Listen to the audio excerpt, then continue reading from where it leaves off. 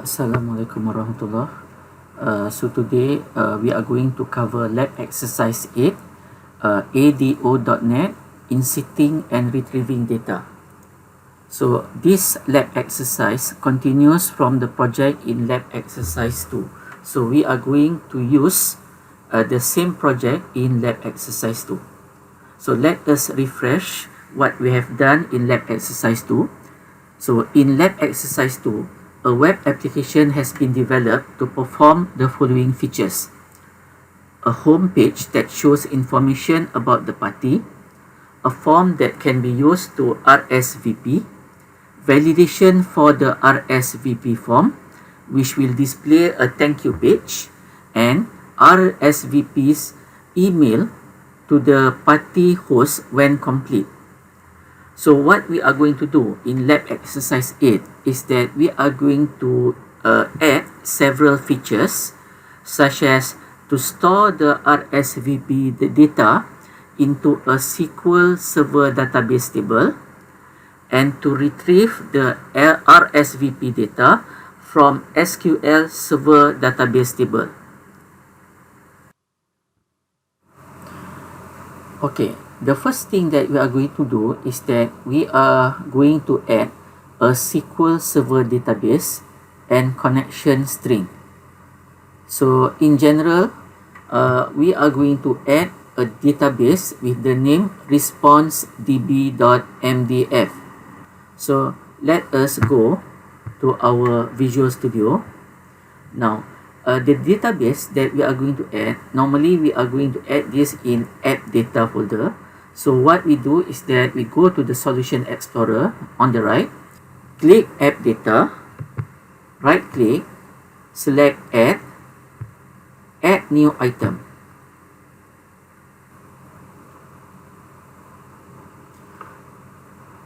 Okay, now you will get this particular interface. Now the default name is database1.mdf. So I'm going to rename this as responsedb. Okay. So you do not need to type in the .mdf because the extension will be added automatically. We click add.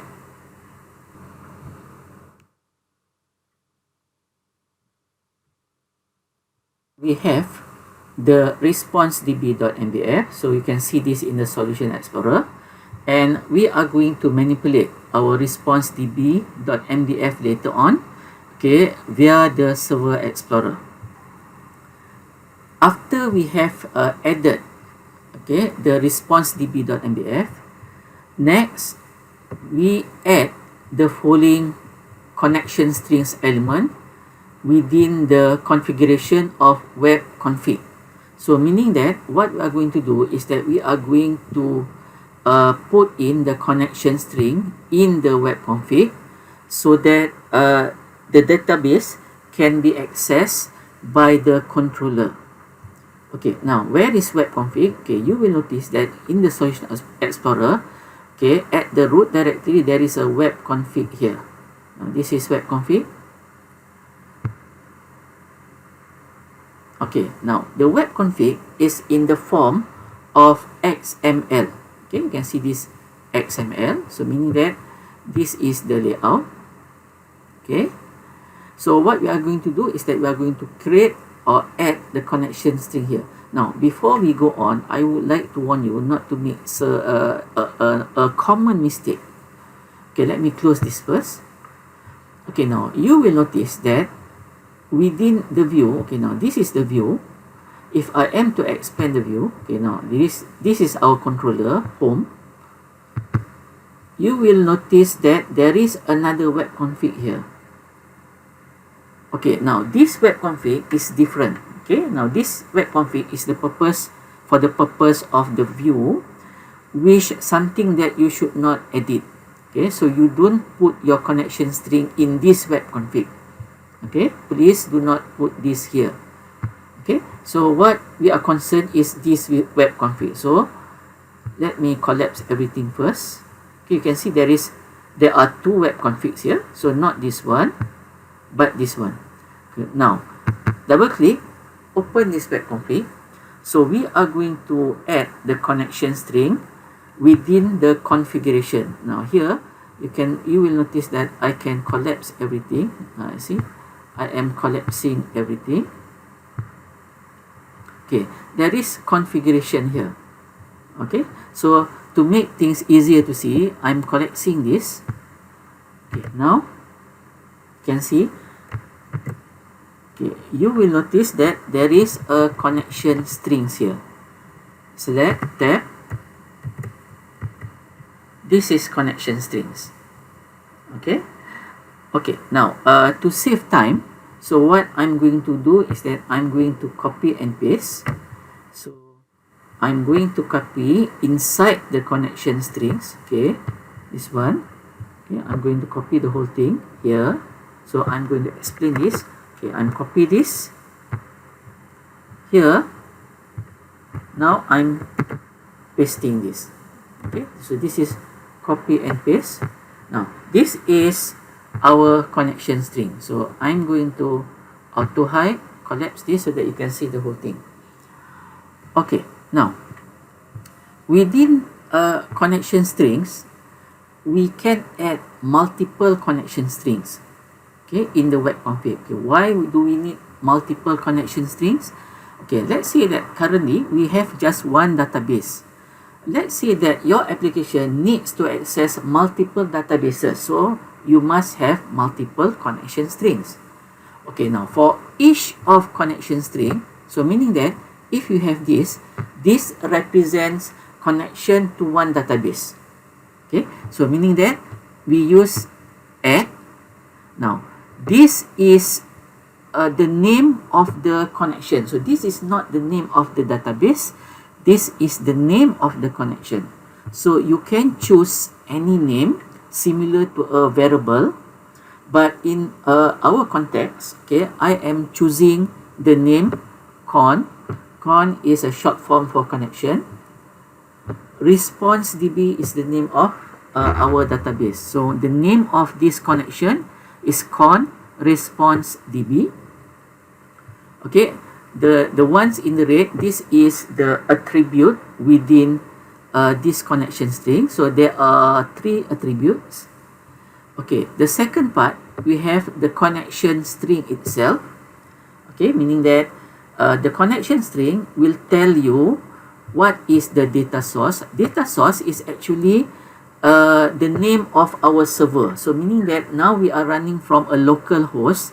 So local host based on a SQL server, the version of SQL server, meaning that the latest version. So is the data source.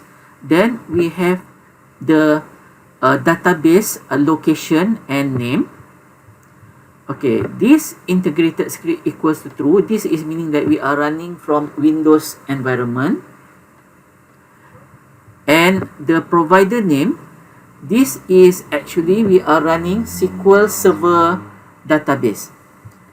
So in general, the connection string, okay, we have data source equals, so this is standard. Now this is referring to the latest version of SQL Server, and we are running from localhost, so there is local DB here. Now the attached DB file name, okay, here now we are using this pipe data directory. So this is what we call a pipe. Okay, so data directory refers to the default directory. So in Visual Studio, the default directory is app data. So it refers to app data because our database resides in app data. Okay, now this is the name of our database. So we need to put in the database name together with the extension.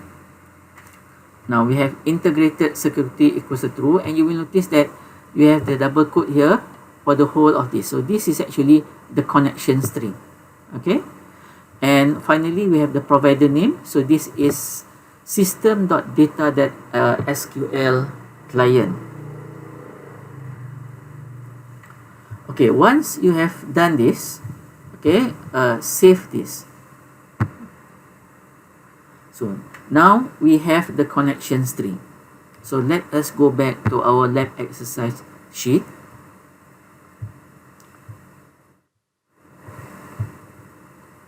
Now, next, what we want to do is that we want to add a table to our database. So in our example, I'm going to add a new table, guest responses. Okay, the table name is guest responses to the response DB database. The command for you to create the table is as follows. Now we have create table guest responses. Okay, now the first thing here, you will notice that there is an ID here. So when you manipulate data, because after this we are going to perform many of what we call accrued operation, which is accrued is a short form for create, read, update, and delete. So in many instances, we need the table to have a primary key. So for the purpose of our example, I'm going to use a simple key, which is I name the key, the primary key ID.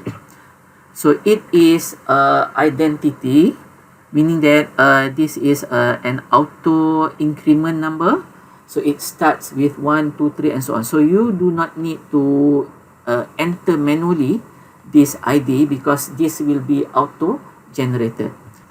For the rest of this is similar to the input from the responses, meaning that we have the name, email, phone, and this will attend. This is a boolean, so but in SQL Server it is of type bit. Okay, the string are varchar. Here we specify the primary key to be the ID. So what we are going to do now is that let us copy this first. We copy this. Now let us go to our SQL Server database. Okay, now go to the Server Explorer. Okay, you will notice that once we have changed the name of the connection string, this name will automatically change according to the name that we have used. So now this is con response DB. Okay, this is the name of the connection, and it actually points to response db.mdf. Okay, now let us expand this. Okay, you will see that currently there's nothing here. So what we are going to do is that we are going to execute the create table. Okay, I highlight the name of the database here, right click. Now there is new query. Okay, just now we have copied the codes. Now I'm going to paste. So this is the statement to create a table. The name of the table is guest responses. So here I copy and paste. Okay, now here we execute. Click. Okay, once we have the statement commands completed successfully, you know that the operation is successful. Now let us expand this to see whether the table is there. Okay, now we have guest responses. Okay, for the first time it may take some time to refresh.